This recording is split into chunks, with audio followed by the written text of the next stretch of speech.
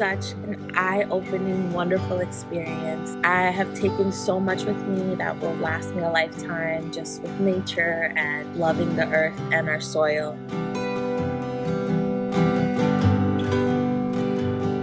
I would say this course has been, for me, transformational, eye-opening, and heart-opening as well. It's not just about learning about plants and ways to grow things that you can eat. It's about learning how to connect.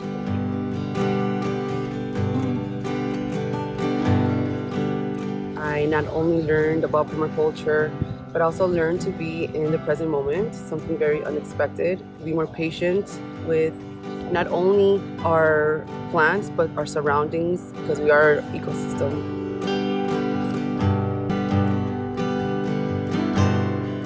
It's almost like a social club, but it's also like you're learning at the same time. So it's really an interesting way to bring class and fun all together.